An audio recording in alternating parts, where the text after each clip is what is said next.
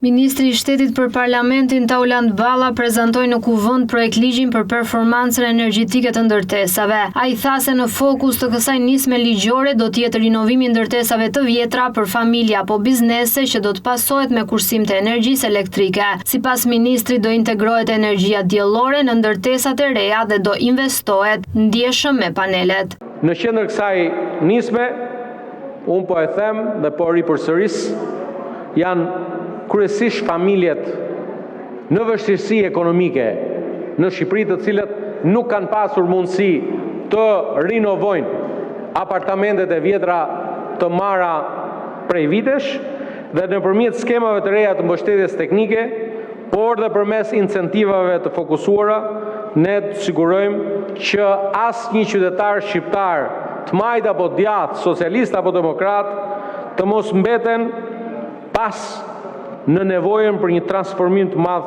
që duhet të garantojmë për banesat e tyre. Dhe përmes këtij projektligji, Shqipëria jonë do zbatoj për herë të parë disa masa konkrete për integrimin e energjisë diellore në ndërtesat e reja dhe ato që do t'i nënshtrohen renovimit. Synimi është që në vend, duke qenë se një pjesë të madhe të territorit në terrasat e pallateve është mundësia për të investuar në panele diellore, këto panele diellore të përdoren pikërisht edhe për këtë qëllim.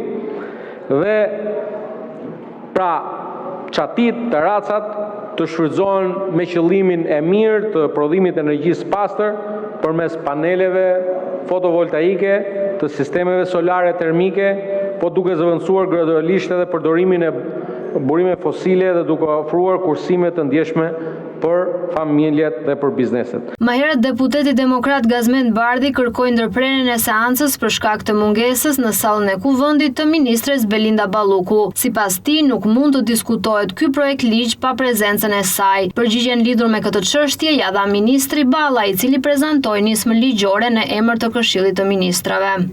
Tani, sipas kushtetutës dhe rregullores së kuvendit, kur prezantohet një projekt ligj, do duhet jetë nismëtari i projekt ligjit. Dhe nismëtari nuk delegon tek një ministër tjetër propozimin e vet. Prandaj ka firmëtar dhe kundër firmëtar, që është ministri përgjegjës.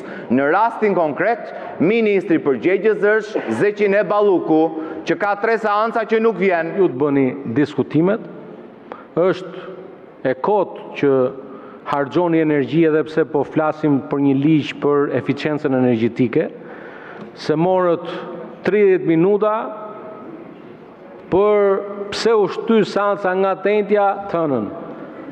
Energji e shkuar kot, po shqyr që opozita jonë ka këshill llojhallesh dhe këshill llojhallesh paçi gjithmonë. Sa i përket sektorit të energjisë, Balla tha se Shqipëria ka një bilanc të suksesshëm në 12 vite.